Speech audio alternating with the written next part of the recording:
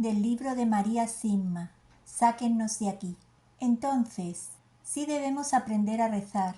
¿Quiere decir que debemos empezar primero, dando pequeños pasitos como hacen los niños? Sí, exacto, siempre y cuando seamos muy conscientes de que no debemos juzgar las oraciones. No existen oraciones pequeñas o grandes, oraciones de sobresaliente o de suspenso. Dios es Dios y el verdadero santo es quien se hace completamente humilde ante Él. Por eso la Madre Teresa podía decir con sinceridad: soy mucho más pecadora que cualquiera.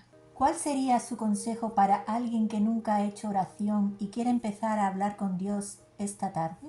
Que apague la televisión, que ignore, o mejor, que desconecte el teléfono, que se vaya a su cuarto y cierre la puerta. La oración es lo único con lo que podemos permitirnos ser completamente egoístas. Después, en silencio, que le diga a Dios que desea estar cerca de Él. Es algo que hay que hacer de manera habitual, sin dejar que Satanás nos aparte de Dios con su palabrería del yo. Después, que aprenda más sobre Jesús, su sagrada familia y sus discípulos. Son pasos pequeños y constantes para entrar en la presencia de su amor total. Luego, que ponga en un rincón de su habitación, donde encuentre la paz y el silencio, una imagen de Jesús o una cruz. Allí escuchará a Dios más claramente. Que vuelva su corazón en dirección a Dios, que se lo entregue a Dios, solo a Dios, durante ese tiempo. Se puede comenzar quizá con 15 minutos y aumentar gradualmente el tiempo hasta 1 hora. Si se hace oración durante un mes, nos sorprenderemos de la paz y la alegría que nos proporcionará. Pero debo prevenir de algo. Habrá distracciones que intenten distraernos de la oración y de Dios. Hay que ignorarlas con tranquilidad, pero con firmeza, y simplemente continuar con la oración. Luego, si sentimos la necesidad de cambiar toda la vida, y hoy en día el mundo está repleto de esa necesidad, habrá que acudir a un buen sacerdote y decirle que nos hemos alistado en el jardín de infancia de Dios y que queremos continuar ese camino junto a otras personas. Para Dios, todos nos encontramos en la guardería. La conversión implica un cambio de corazón. La conversión significa para todo lo que bloquea nuestro camino hacia Jesús. Podemos tomar entonces la Biblia y llevárnosla a nuestro rinconcito egoísta. Si ofrecemos todo a Dios y a su Santa Madre, al poco tiempo nos encontraremos inmersos en un estado de paz. No ha habido nunca una sola persona que en algún lugar de su corazón no sintiera la necesidad de tener paz. Dios mismo ha dicho: antes de que te formaras en el vientre de tu madre, yo te conocía. Y esa experiencia, que nuestra alma se encuentre en la paz del Señor, se encuentra presente en cada alma en algún grado. El mejor de los maestros para llegar rápidamente a Dios es su madre, que después de todo también fue maestra y su guía. Si en su iglesia se ignora a María, la Santísima Madre de Dios, o se sostiene que su papel no es necesario, entonces hay que decir al sacerdote que reinstaure su culto o seguir buscando hasta encontrar a alguien que pueda ayudarnos. Existen hoy en día, por ejemplo, santuarios marianos o centros de Medjugorje prácticamente en todos los estados y todos los países. Allí se pueden pedir los mensajes y llevárnoslos a casa. Se pueden estudiar en nuestro tiempo de meditación, pero no hay que ir demasiado rápido. Meditar un mensaje cada 3 o 4 días es más que suficiente, así como todos hemos crecido poco a poco. También nos iremos acercando a Jesús paso a paso con lo que ella nos dice. Una vez que hayamos dado estos pequeños pasos para cambiar de vida, muy pronto nos daremos cuenta, y esto lo aseguro con todo mi corazón, de lo verdaderamente importante que son. Hay que hacerlo con el corazón y no con la mente. Hay muchos teólogos brillantes que tienen aún que descubrir a Dios en las cosas más simples y puras.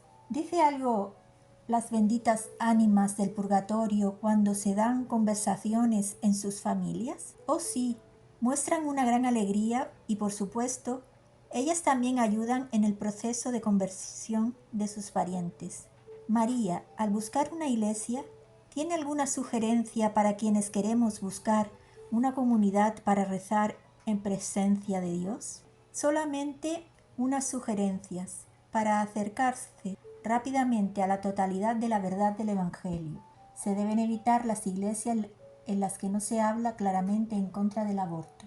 También las lideradas por personas con excesiva capacitación y por tanto con demasiado poder, y las que atacan al Vaticano, y aquellas que llevan actos sociales al interior de los templos. También se deben evitar aquellas en las que se enseña que Satanás no existe, y las iglesias que invitan a participar en determinados ejercicios mentales diciendo que acercan más a Dios. Estos ejercicios son muy peligrosos. No podemos olvidar que Jesús está siempre con nosotros y no necesitamos de ningún ejercicio mental para llegar a Él. Se debe buscar una iglesia que crea en el credo niceno o el credo de los apóstoles, o al menos en alguna variante cercana. ¿Existe algún tipo de oración en particular que sea mejor que otro?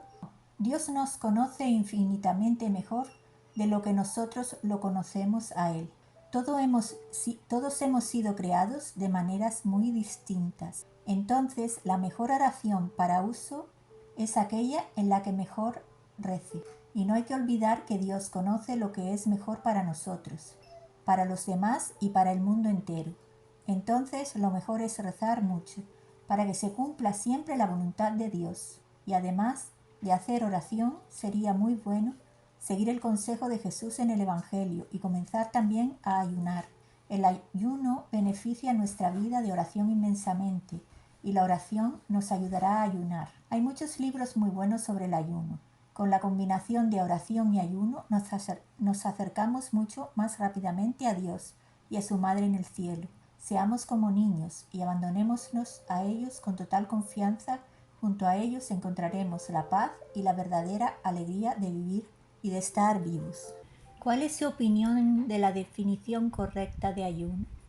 El ayuno, tal y como lo practicó y enseñó Jesús, a la vez que la oración, es una disciplina espiritual que debemos alcanzar inicialmente a la hora de consumir alimentos. Nuestra madre nos enseña que lo ideal es alimentarse de pan y de agua, al menos un día o 2 o 3 días a la semana, preferentemente los viernes, pero eso también debería hacerse poco a poco y con prudencia y nunca, por ejemplo, en contra de las recomendaciones del médico. Hay que ayunar siempre de forma prudente como Dios quería que lo hiciéramos. Ayunar significa también abstenerse de cosas, de situaciones, de personas o de tentaciones que puedan separarnos fácilmente de lo que Jesús quiere para nosotros. Situaciones que nos controlan y que hacen que perdamos la libertad de realizar buenas acciones. La lista es infinita, por supuesto, ya que todos somos distintos unos de otros. Algo que puede suponer una tentación para ti puede no serlo para mí y viceversa. En nuestro corazón sabemos más que nadie lo que más nos atrae y siempre debemos luchar por ser honestos y claros para discernir lo que no necesitamos.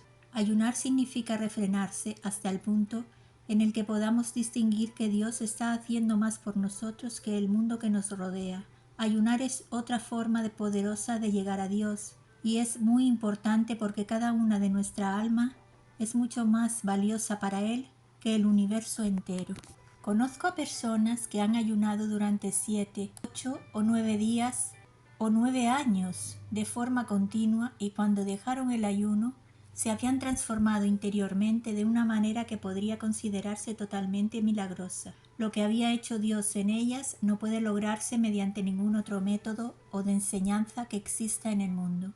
Ayunar nos ayuda a rezar y la oración también nos hace mucho más fácil el ayuno. Y ayunar por las almas del purgatorio también les da una gran ayuda. Una ayuda por la que nos estarán eternamente agradecidas. Hoy en día hay una gran necesidad de hacer ayuno de televisión. Así ayunaremos y ayudaremos a aquellas almas que no cumplieron con sus obligaciones familiares o dejaron de lado a sus hijos. Sé que el purgatorio se encuentra repleto de estos casos. Insisto, el valor del ayuno no tiene límite. Un pequeño ayuno de algo trae aparejado mucho bien, al igual que una pequeña oración. ¿Puede darme, por ejemplo, una pequeña oración que haya marcado una gran diferencia? Toda oración, por más pequeña que sea, es escuchada. Déjenme pensar. Oh sí, y en este caso también se trata de un alma que vino a mí hace algunos años. Una noche se presentó un hombre y tras haberme dicho lo que necesitaba para ser liberado, se quedó parado delante de mí y me preguntó: ¿me conoces? Tuve que contestarle no. Entonces me recordó que muchos años atrás, en 1932, cuando yo tenía solamente 17 años, había viajado conmigo durante un breve tiempo en el mismo compartimento de un tren en dirección a Hull. Entonces lo recordé. Este hombre se había quejado amargamente de la Iglesia y de la religión, y yo respondí a sus quejas diciéndole que no era una buena persona por criticar cosas tan sagradas. Mi respuesta le sorprendió, le enfadó y me dijo: «Todavía es muy joven usted para que pueda echarme un sermón». Entonces simplemente no pude resistir ser un poco grosera y le grité: «Aún así soy más inteligente que usted». Eso fue todo. Se puso a leer el diario y no dijo una palabra más. Cuando llegó a su estación y se bajó del tren, lo único que hice fue rezar por lo bajo: «Jesús, no permitas que esta alma se pierda». Y cuando se presentó me dijo que esa pequeña oración lo había salvado de perderse. María, ¿hay algunas oraciones a las que tengas un especial cariño? En mi caso, no realmente, pero me encanta ser testigo de lo que les ocurre a quienes descubren lo que es verdaderamente la oración. Con frecuencia animo a la gente a que vuelvan a descubrir a Jesús en la adoración delante del Santísimo Sacramento. Es una gracia enorme y una fuente de sanación y de milagros el tiempo. Ha sido abandonada esta práctica drásticamente por lo que hoy se llama la Iglesia moderna. Hacer adoración 2 o 3 veces a la semana llevaría la paz a países enteros. Por mi parte, siento un amor especial por el rosario, que es tan purificador, en especial para las familias, y con frecuencia suelo aconsejar las oraciones de Santa Brígida de Suecia, quien recibió 2 conjuntos de oraciones de nuestro Señor y otro de nuestra Madre, uno de los que de nuestro Señor se reza durante un año, mientras que el otro que recibió de nuestra Madre se reza durante 12 años seguidos. De nuestra Madre recibió la devoción diaria a sus 7 dolores. Nuestro Señor y su Madre prometieron a Santa Brígida tantas gracias a las almas que recen estas oraciones que debemos lograr que se vuelvan mucho más conocidas de lo que son hoy en día. Las promesas de nuestro Señor para quienes recen la serie durante 12 años son las siguientes. Las recuerdo porque son solo 5. Aún así, la inmensidad de estas 5 promesas es innegable. A todos ellos que recen estas oraciones, nuestro Señor les promete: aquel que las rece no sufrirá en el purgatorio. Aquel que las rece será aceptado entre los mártires como si hubiera derramado su sangre por la fe. Aquel que las rece puedes elegir a otras 3 personas a quienes Jesús mantendrá en un estado de gracia suficiente para que se santifiquen. Nadie de las 4 generaciones siguientes de quien rece esta oración se perderá. Aquel que las rece será advertido de su muerte un mes antes de que ocurra. Pero me gustaría advertir que nadie debe pensar que uno puede seguir viviendo como quiere y que estas oraciones son una garantía para ir al cielo. Uno debe vivir cerca de Dios con toda sinceridad mientras reza estas oraciones y desde entonces en adelante, porque quien piense que puede ser más listo que la luz de Dios se llevará una sorpresa muy incómoda cuando llegue al tiempo de ir hacia ella. ¿Las almas del purgatorio pueden pedir otras cosas a sus familiares aparte de oraciones? En algunas ocasiones puede ocurrir que un alma que acortó su vida por fumar demasiado venga a pedirle a un familiar que deje de fumar por un tiempo. Entonces esto sería un ayuno, por supuesto. ¿Es bueno y válido rezar por los animales? Es bueno y ciertamente tiene sentido rezar por los animales enfermos. Podemos pedir por su paz y su salud, y deberíamos llevar a bendecirlos, porque Satanás odia todo lo que está cerca de nosotros o nos ayuda. ¿Cuál es la importancia o el significado espiritual de juntar las manos cuando rezamos? Si juntamos las manos mientras rezamos, Dios nos da más gracias. Esto es lo que las almas me han dicho. ¿Cuándo deberíamos rezar por los demás en contraposición a lo que rezamos por nosotros mismos? Deberíamos rezar mucho más por los demás que por nosotros mismos. Como norma general deberíamos hacer menos por nosotros y dar más a los demás. Eso es lo que Dios quiere de nosotros. Siguiente capítulo. El cielo. ¿Hay días más especiales que otros en los que salen muchas almas del purgatorio hacia el cielo, María? Sí, la mayoría son liberadas en Navidad, pero esto depende de cuánto se ha rezado y ofrecido por ellas. Es en Navidad porque es el día en que hay más gracias, y también muchas almas son liberadas en viernes, Viernes Santo, en el día de la Ascensión, en el día de todos los difuntos. ¿Qué consejo daría a quienes quieren ser santos mientras están aquí en la tierra? Que sean humildes, esa es la respuesta. Que no se den tanta importancia y que no se olviden nunca de que no son mejores que los demás. Únicamente Jesús y su madre no fueron unos pobres pecadores mientras estuvieron en el cuerpo mortal aquí entre nosotros en la tierra. María, ¿hay alguna forma de que cualquiera pueda saber si un alma por la que ha estado rezando ha llegado al cielo? Todos tenemos sensibilidades muy distintas, pero con frecuencia hay quienes dicen haber experimentado una alegría tan grande al rezar que les hizo estar seguros, sin duda alguna, de que esta es una señal. De todas formas, no hay que preocuparse por tratar de discernir esto con precisión. Si rezamos por alguien que ya está en el cielo, la Virgen Santísima toma estas oraciones y las aplica a otro lugar donde más se necesite. Ninguna oración, por más pequeña que sea, se pierde. ¿Cuál es el camino más rápido para alcanzar el cielo? Una profunda humildad. Satanás nunca puede acercarse a la humildad y es el camino más rápido para entrar en el cielo. También las buenas obras para con nuestro prójimo y para con las almas del purgatorio. Actos de caridad realizados con profunda humildad. Observe la vida de nuestra Madre Teresa. Es una de las personas más queridas del mundo. Eligió trabajar en el infierno de Calcuta, sirviendo a los más pobres, más sucios y los más enfermos, y eso la llevará a Dios inmediatamente, estoy segura. Véase que este libro se escribió antes de que muriese la hermana Teresa de Calcuta. ¿Todas las almas en el cielo se encuentran en el mismo nivel? No, existen muchos niveles en el cielo. Todas las almas disfrutan allí de la felicidad plena y saben que no han cosechado más de lo que se merecen y por tanto no quieren nada más. Algunas almas son más gloriosas y luminosas que otras, y esta belleza depende de nuestras buenas obras aquí en la tierra.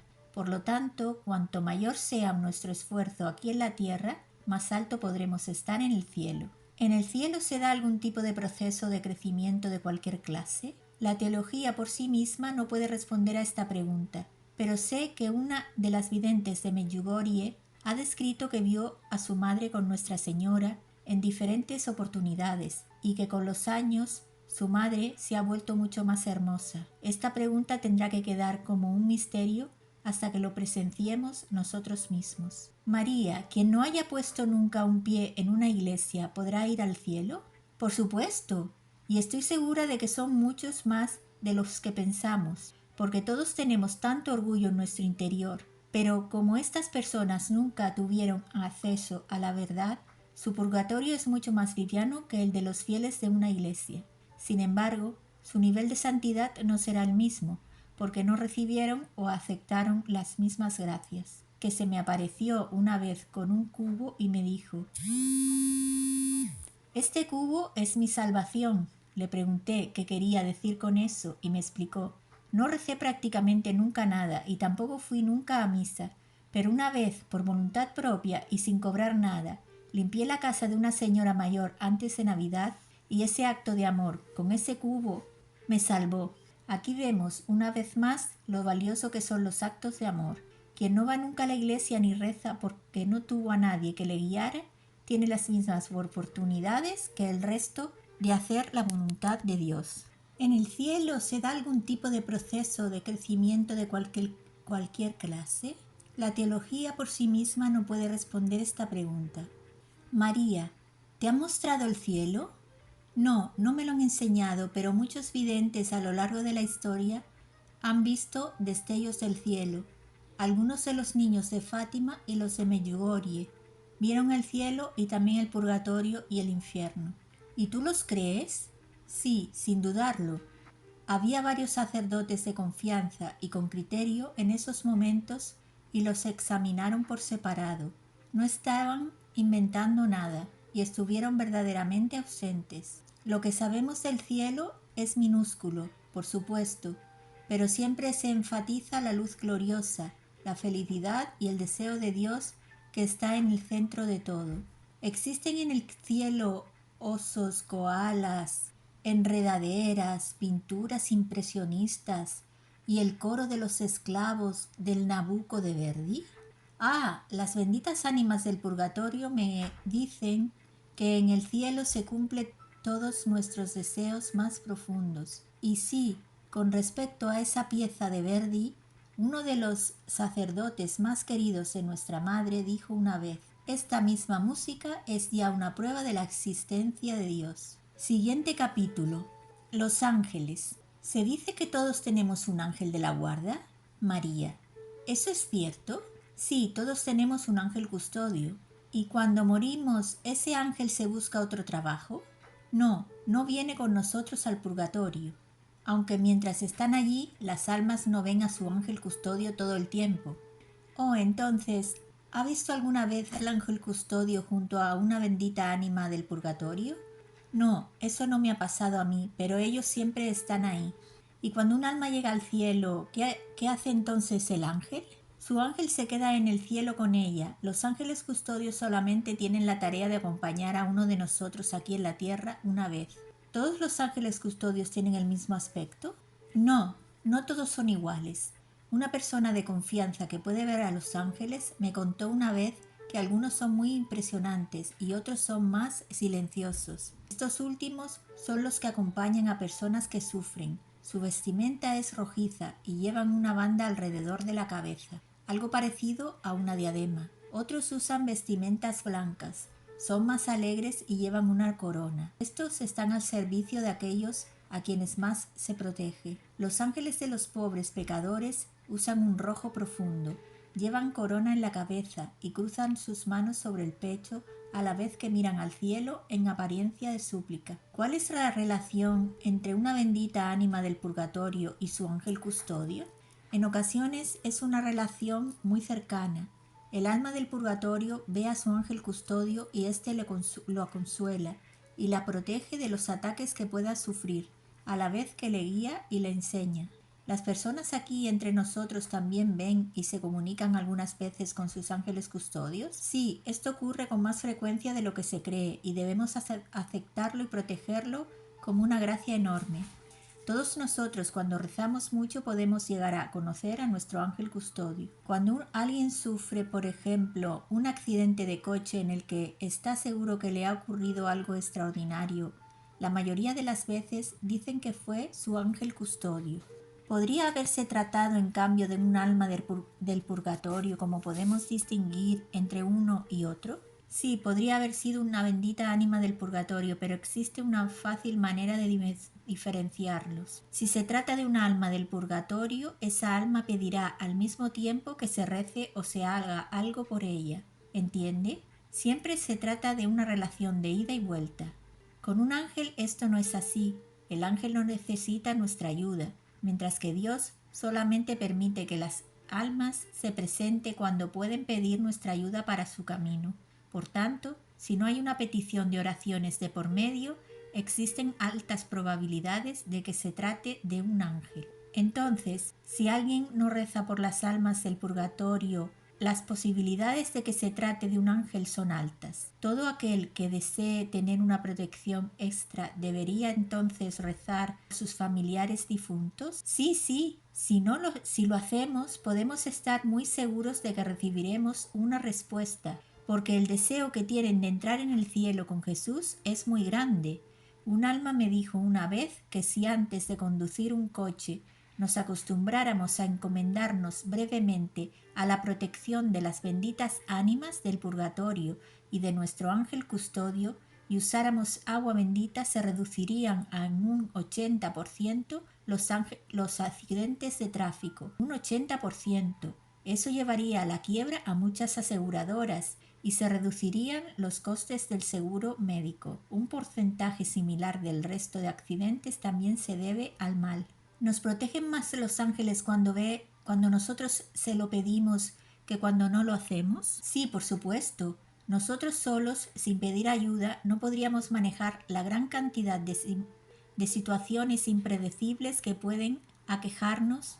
Deberíamos pedir ayuda e ignorar firmemente a quien diga o a quien enseñe implícitamente que los ángeles no existen. Hasta eso se ha dicho en muchas iglesias modernas. Por otro lado, hoy en día se dicen muchas tonterías peligrosas sobre los ángeles y la mayor parte pertenece al ocultismo. Hay que tener mucho cuidado. La angeología es muy peligrosa. ¿Existen los ángeles negros, María? Y si existen, ¿quiénes son? Sí existen, son ángeles que cayeron con Satanás. Se habla mucho y los medios de comunicación le prestan mucha atención al tema de ovnis. ¿Confunden a los ovnis con ángeles y viceversa? No, no creo que sea así. Lo explicaré de este modo. Hace poco una amiga mía me pidió que le preguntara a un alma del purgatorio si existía vida inteligente en otros planetas. La respuesta volvió unas semanas después. El alma dijo no, por lo tanto no existe vida inteligente en otros planetas. Pero esto no significa que todas las historias sobre avistamientos o abducciones no sean ciertas. Muchos de los que cuentan esas experiencias no tienen ninguna intención de mentir, pero significa otra cosa. Si no existe vida inteligente en otros lugares de nuestro universo, y cualquiera que conozca bien la Santa Biblia y crea en ella, llegaría a la misma conclusión. Entonces, todas esas apariciones son obras de Satanás. Quiere que seamos muy y qué mejor manera que distraernos con pequeñas criaturas verdes de vacío sideral. La curiosidad mata a mucha gente que al gato. Por otra parte, todas las películas y series televisivas sobre civilizaciones en otros mundos pueden poner fácilmente a los jóvenes en peligro. María, ¿todos tenemos un ángel custodio? No, la persona que puede ver los ángeles me ha comentado que los sacerdotes y las hermanas religiosas tienen un ángel de más, al igual que los médicos. Si los médicos pudieran y pidieran ayuda a los ángeles, muchos de nosotros estaríamos en mejor forma de lo que estamos. Sí, los obispos también tienen más de un ángel custodio, y lo mismo el Santo Padre.